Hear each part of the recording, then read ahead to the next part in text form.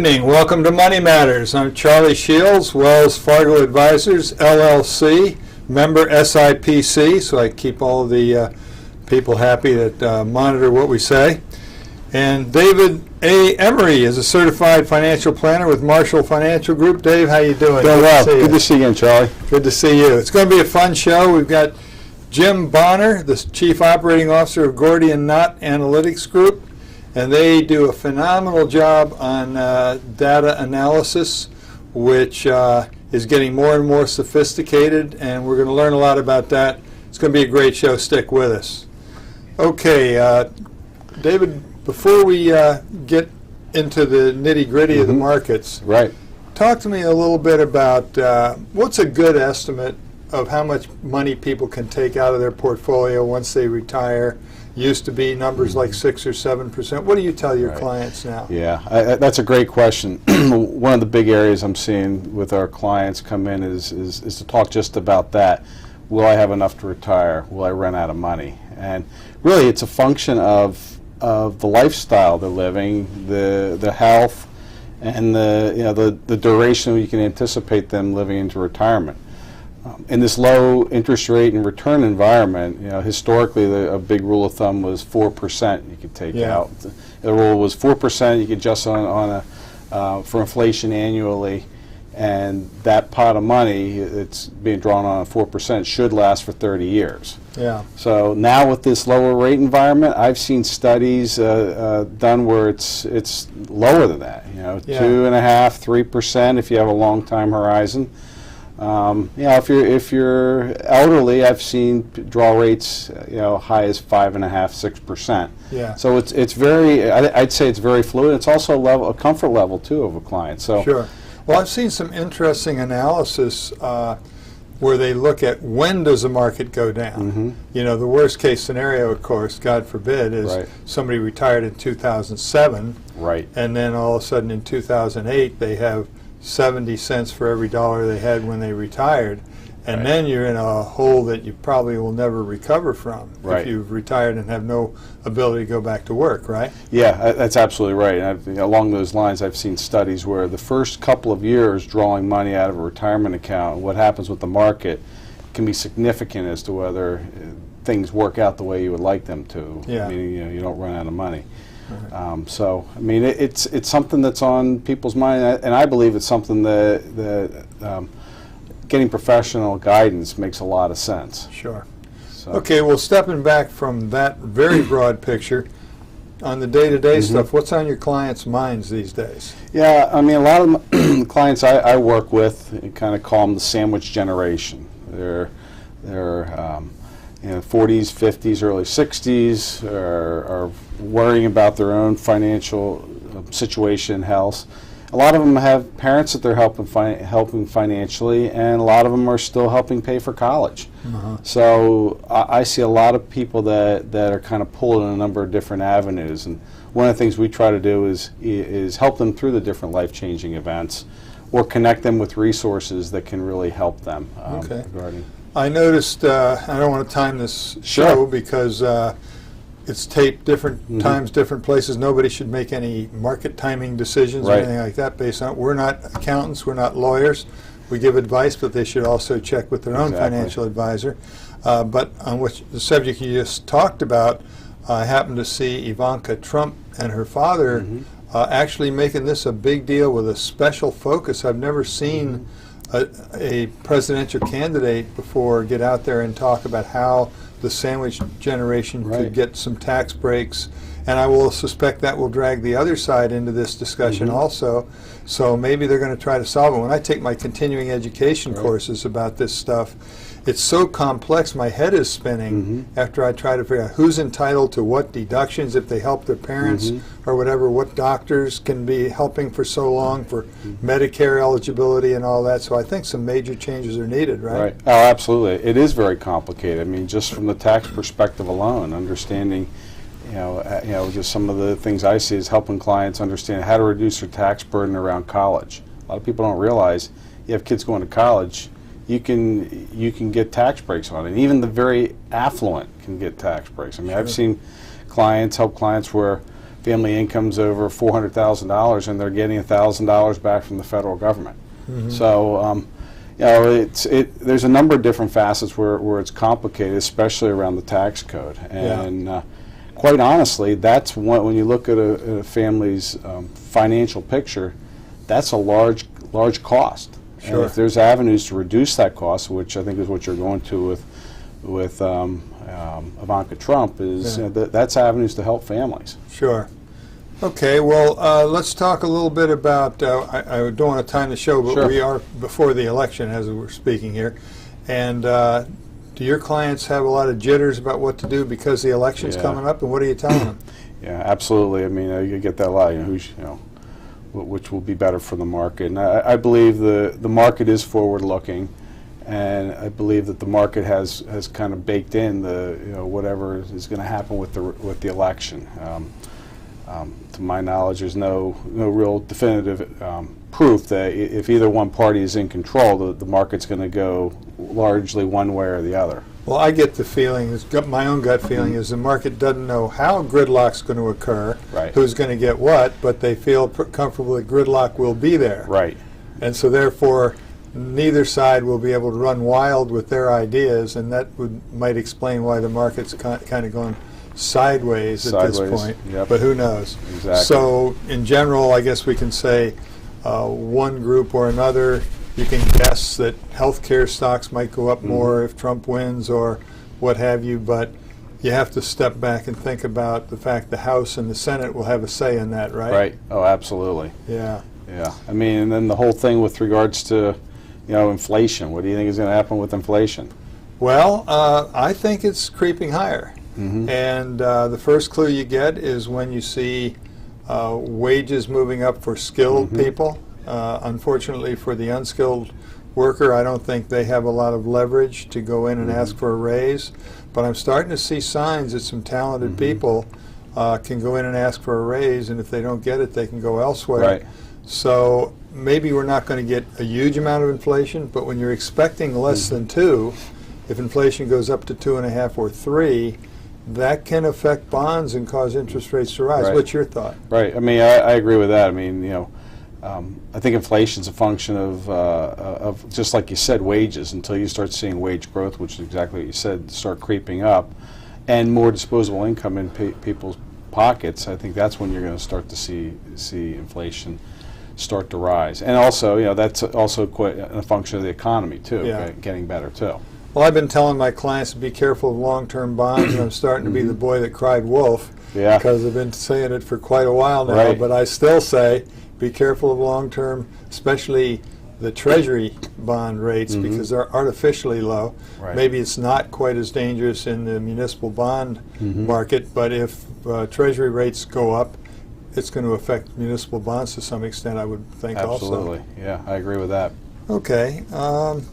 So how can you make some money on fixed income? It's the tough question that we all don't have a good answer for, but what do you tell your clients to do? It is difficult. I mean, we diversify between a number of different asset classes, floating rate, convertible bonds, short-term high yield, domestic bonds, international bonds. So we kind of try to diversify that, but to your point, keeping things on the shorter duration side of things, just because of susceptibility to interest rate risk. With the election coming up now, are you keeping an extra amount of cash on the sidelines, or that's a great question. I mean, it goes to looking holistically at the person's cash flow and if you will, retirement income needs or cash flow needs, and keeping a safe buffer from that. I mean, it's still in the back of our minds, not that this is going to happen, but what happened in 2008. People started going into retirement then.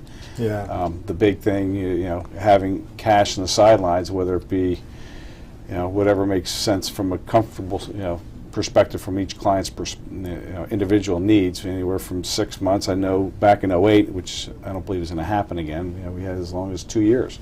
Yeah, sure. Okay, well, let's try to help Evelyn Roberts from Ardmore.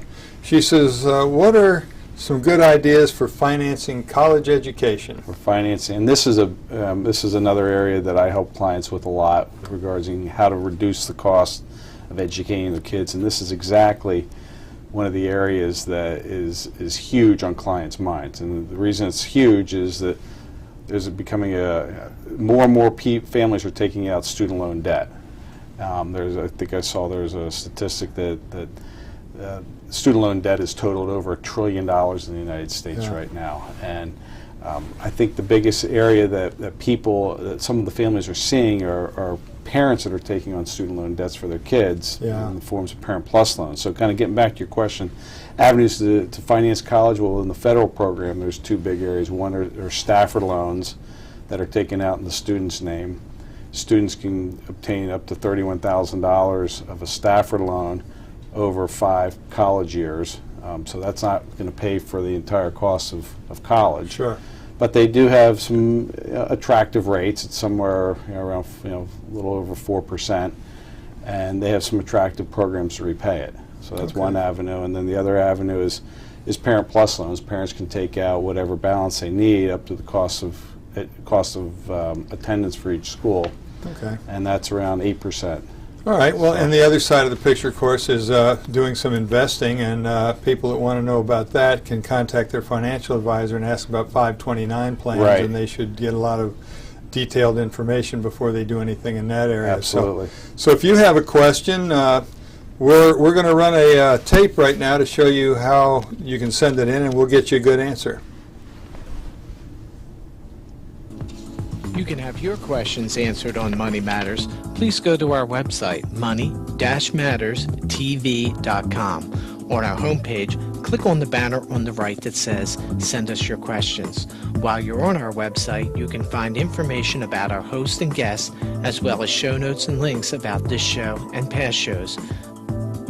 Money Matters is also available as a podcast on iTunes and Stitcher, so you can listen to Money Matters while you're on the go. That website address, again, is money, M-O-N-E-Y, -matters, M-A-T-T-E-R-S, TV.com. Okay, now we'll get into the really fun part of the show. Jim Bonner, Chief Operating Officer of Gordian Knot Analytics Group, LLC. Jim, thanks so much for being with us. This is going to be a fascinating subject to talk about. 40 years ago, when I was studying data analysis courses, it was a very unwieldy tool and really didn't produce very useful results with it, but everybody was trying to figure out how to get their arms around it. And when I looked over what your company is doing, it's come a long way. So talk a little bit about data analysis and what you guys do. Sure, Charlie. First off, thanks for having me. Things have really not changed that much since 40 years ago until now. Our company was founded specifically to address the challenges that you faced 40 years ago. Okay, the analytic tools that are available are limited. They weren't designed for the amount of data we have today. They weren't designed for what we call big data. Yeah. Okay, and so they're limited as to how many variables you can look at, number one. Number two, there's limitations from the standpoint that the techniques, the methodologies that we have today require a lot of human capital to interpret what you're looking at. Today you can sit at your desktop. You can look at what happened. You can look at trends of what happened in the past. You can get your brain trust together and try to make inferences as to what all that means. My partners and I have come up with a methodology that takes us a step further. Okay. And this is designed specifically for big data. And what we do is we're able to tell you why something happens, not just what happened. So now that you know why something has happened, that's extremely valuable to decision makers. That empowers them to make decisions on the factors that they control within my business: pricing, distribution, marketing, advertising. It also allows them to make decisions on factors they don't control. You know, what's my competition doing? What's the economy doing? I can't control that. But knowing how that affects my business, what happens to my business, and knowing what things look like ahead, I can take action. Just because it's going to rain tomorrow doesn't mean you have to get wet. Right. Yeah. Okay. So who are some of your clients, and what are some of the areas that you help them with? Sure. First off, our analytics tools has a very wide aperture. At 10,000 feet, Dave, anybody that's got a lot of data and is looking for some answers, some problems to solve, we can help. Now that's extremely wide aperture. We're a young company. We were only founded last March. We went to market last September. And we've been taking an opportunistic approach to our clients as far as establishing new clients. Right now, we are helping a couple of e-commerce clients. These are companies with a large clientele or potential clientele. And we are helping them essentially determine, of the millions of people that visit their website and buy their services, who's going to buy again? And what do I need to do to entice them to buy again? And which ones do I not have to worry about? Right. You know, for these clients, you know, we're helping the problem that John Wanamaker identified 100 years ago, which was, I know that half of my advertising is wasted. I just don't know which half, right? Right. That's good. And we're helping clients answer that question. Okay. Because we can identify the ones that will buy again. Well, talk about this system that you call Virgil, which is, I guess, your most important product. How did you come up with that name, and what's that about? Sure. Virgil, my two partners, Lawrence Choi and Dr. Bo Ray, they've been in this analytics game for a long, long time. Okay. And over the years, like you were 40 years ago, they got frustrated with what was out there. And they spent the last 7 years coming up with a new methodology of finding out why. And fundamentally, the difference between what we have and what has been around for hundreds of years is that we let the data tell us, give us the answer. We're able to uncover the answer as opposed to trying to infer the answer.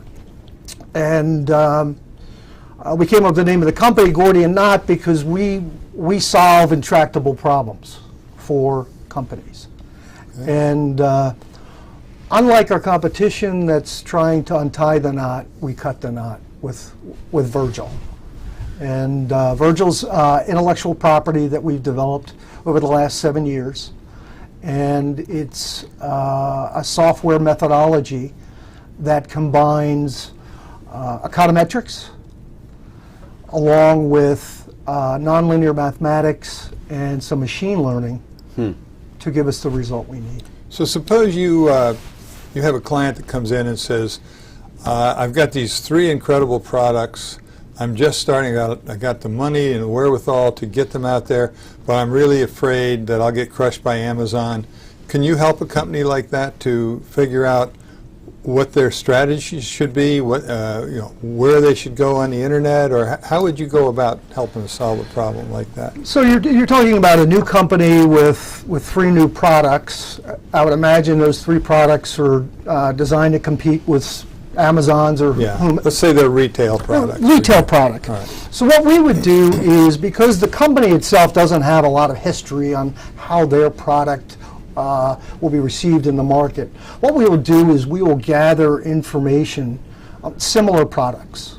Okay. Let's say it's a toaster, as an example. Okay. We'll go out and gather and see what other toasters are out there, what other companies are making them, how they're marketed, how they're received, how they're priced. We'll gather as much information out there to determine, A, why do they sell well, or why they don't sell well.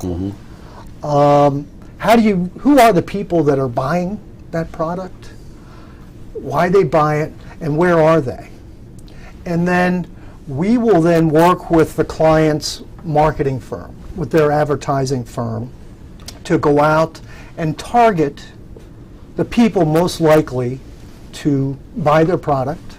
We'll help them with the messaging, because we know why someone buys a product. Now we can those clever marketing guys and those creative guys can then develop their messaging so that it resonates with new customers. So maybe you could show them how to spend 70% of the 100% and get the 50% result, sort of compared to the old days. Yes, we don't claim 100%. No, Yeah. but we make a quantum leap forward. Yeah, I would say it's some of the modeling that we have developed for existing customers, accuracy ranges above 80%. Wow. And that is significant. That is Sure is. significant. Yeah. So you went over some of the obstacles for like a retail. Were there other examples for other obstacles you help clients overcome? Sure, absolutely. My partner Lawrence, his heart is in healthcare. He really, we know we can make a significant improvement in healthcare. Interesting. Mine is in national defense. And we're starting to make inroads in those two areas. Those are two target-rich environments. Exactly. They are target-rich environments. Yeah. They certainly are, but they're two areas that we're passionate about. They're two areas we know we can help a lot. Healthcare, they're both very difficult, though, to get into. So in the area of healthcare, we're working with Jefferson here in Philadelphia on a joint venture to work together to establish ways of identifying early indications of chronic diseases. Just to illustrate, glaucoma, there's not too many indicators as to why someone gets glaucoma or someone does not. We'll take a retrospective view. We'll take information from the last 5-10 years, and we will identify with high accuracy some of the factors that cause people later in life to get glaucoma or sooner in life. Okay. And what that enables is, at the age of 20, if you're in a high-risk category, you could get screened. That's where we can help on healthcare. National Defense, we're talking with the Strategic Capabilities Office about identifying good guys versus bad guys. Great. Yeah. Well, in the healthcare business, for example, Sure. I know that they've spent tons of money trying to get data entered so that you can access it, and there's all kinds of different systems in the past. So are we getting towards something where you don't have to have 1,000 people sitting there entering data to gather your information about glaucoma? Are hospitals starting to provide better records so you can access it and get your determinations done without incredible manpower behind it? That is ever improving. Okay. Unfortunately, the industry started such that people just said, well, I know I should collect data, I know it'll have value. But they didn't know what was Of value. of value. Interesting. So one of the things we do is we will take a look at everything they have thus far, and we will make a determination of what's valuable and what's not. We'll also make a determination of, hey, you need to be collecting this going forward. Okay. That's So it's evolving. It's evolving. cool. Interesting. So what does a typical client engagement look like then? Typical client engagement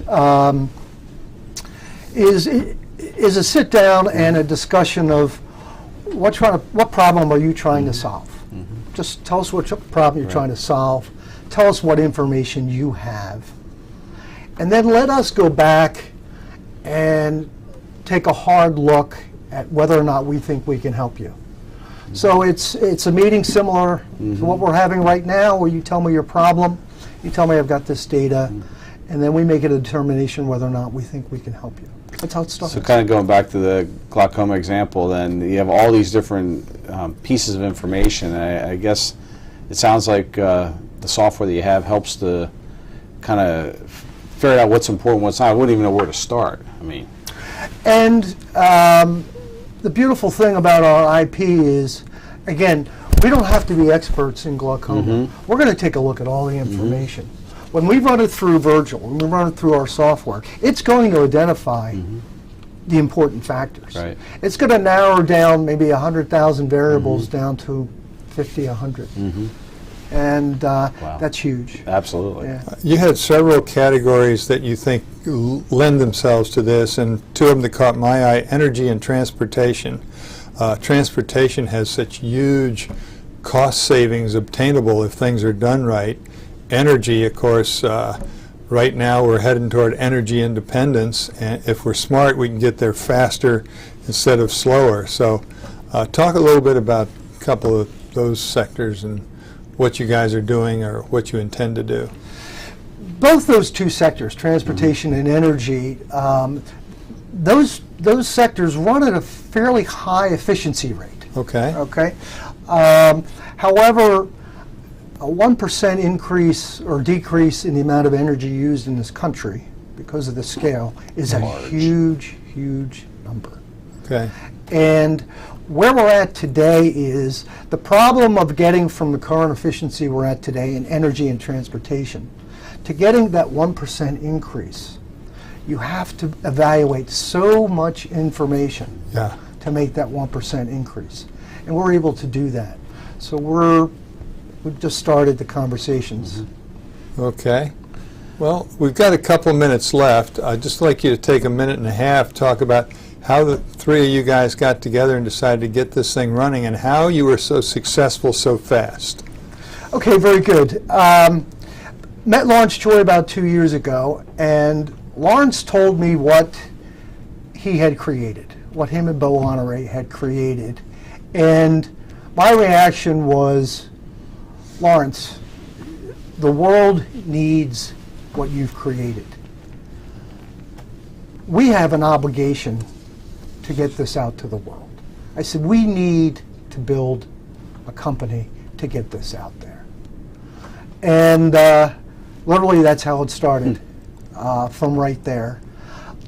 We've had very quick market acceptance. We were able to talk to some companies that are forward-thinking, companies that recognize that technology is important, that they can get a competitive edge. And what we've done is we do a pilot for them, where we will take a small segment of their client base and show them what we can do with it. That happens within 1 or 2 months.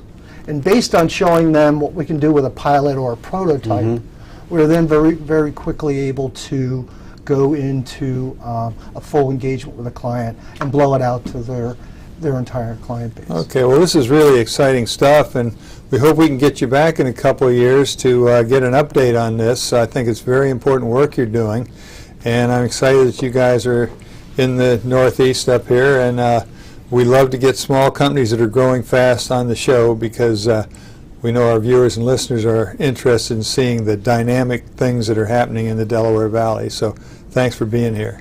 Thank you very much, Charlie and Dave. Thank you. Now, next week, Gregory Hargis, the CEO of Cali Solutions, Inc., will be our guest, and he's an expert at reducing hospital costs. So we hope you'll join us next week. As far as we are concerned, your money matters.